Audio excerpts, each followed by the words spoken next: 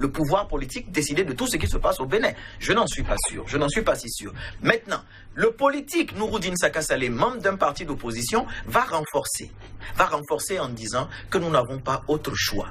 Nous n'avons pas autre choix. Quand l'instance juridictionnelle suprême, de laquelle nous devrions avoir la possibilité de compter sur elle, légitimement, pour limiter les abus des politiques, pour limiter les abus des décideurs politiques, que ce soit du gouvernement ou de l'Assemblée nationale, en arrive à vous déclarer son inutilité et sa mort cérébrale et sa mort clinique totale, c'est qu'il faut forcément lui donner un petit coup de balai pour lui permettre de réexister à nouveau. Lui donner un coup de balai, ça signifie? Mais ça signifie qu'il faut qu'on décide. Il faut décider. Il faut qu'on décide, soit de s'asseoir. Oui. On décide en fait d'aller par la voie douce ou d'aller par la voie de la contrainte. Il ne faut pas se faire l'économie des mots. La Cour vient de nous dire, je ne peux plus rien pour vous, peuple béninois. Je ne peux plus décider de freiner l'élan des députés si on décide aujourd'hui de vous empêcher, vous, Joël Yetonji, de porter votre nom. Elle vient de nous dire, je ne peux plus rien pour vous, peuple béninois. Donc, prenez la décision de faire ce que vous avez envie de faire. En attendant, c'est un débat qui a lancé manifestement, mais en attendant, sur la question du parrainage, taraude les esprits et une présidentielle qui s'annonce, que faudra-t-il faire? Continuer de débattre de cette question? À mon niveau, le dernier effort qui devait être fait, c'était celui de la Cour constitutionnelle. Ce débat est clos. À mon niveau. C'est-à-dire, on ne parle plus de parrainage. Il n'y a plus de recours juridictionnel par rapport au parrainage. Il n'y a plus de recours juridictionnel, puisque les lois en interne, les juridictions en interne, la juridiction suprême vient de dire je suis incapable de faire quoi que ce soit. Donc le recours ne peut plus être juridictionnel. Peut-être que le recours est politique. C'est en cela que je disais, soit nous allons nous asseoir pour nous parler, ou peut-être que nous allons nous frapper, plutôt pour se faire entendre, chacun. Est-ce qu'on peut considérer que cela signifie aussi que désormais, vous qui voudrez bien être candidat, il vaut mieux se mettre dans les rangs. Vous voudrez bien, c'est une accusation que vous me portez? Non, pas vous, pas vous. Pas vous, Nouroudine Saka Saleh, pour tout présidentiable.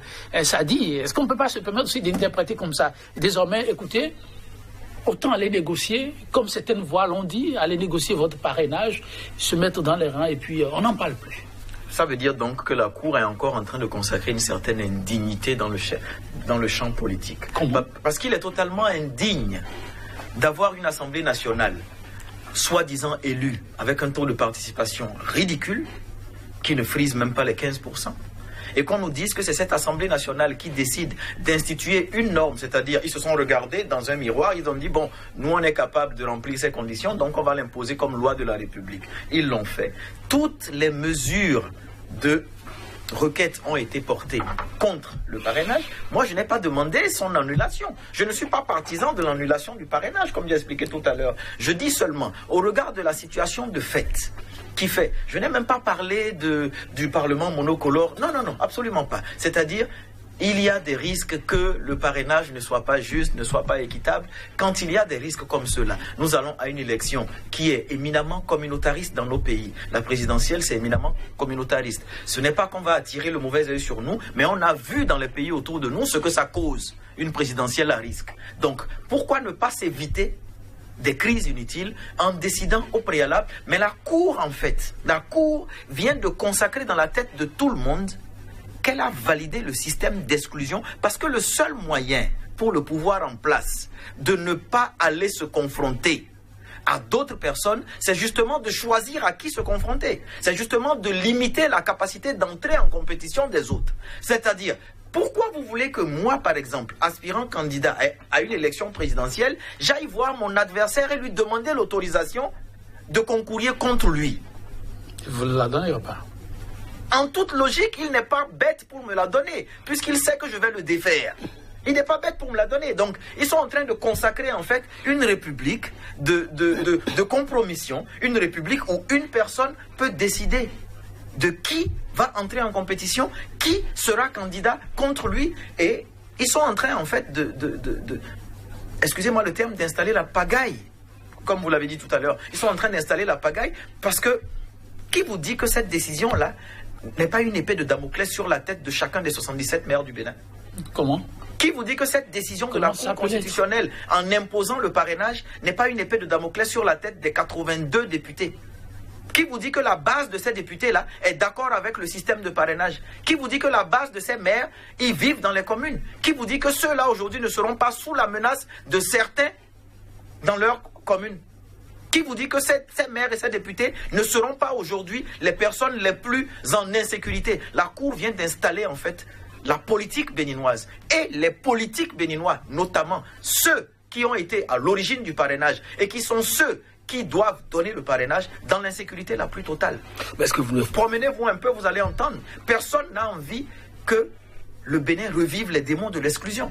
Et la seule solution juridictionnelle pour éviter cela, c'était la Cour, puisque législativement, nous n'avions plus la possibilité, à cause des règles de l'UEMOA, de la CEDEAO, sur les 6 mois avant tout scrutin où il ne fallait pas toucher aux lois. Donc c'est fort de tout cela que moi je n'ai pas demandé à l'Assemblée nationale, que je ne reconnais même pas dans sa légitimité. J'ai demandé plutôt à la Cour de trouver une solution. Et je leur ai donné la solution, avec tous les arguments. Ils n'avaient juste qu'à prendre mon recours et le calquer comme décision. Mais ils n'ont pas été capables. Ils n'ont pas... C'est la décision juridictionnelle la plus inintelligente que moi j'ai lue. C'est peut-être la plus prudente pour leur vie respective à eux, mais c'est la plus inintelligente. Parce qu'ils auraient pu au moins la déclarer irrecevable.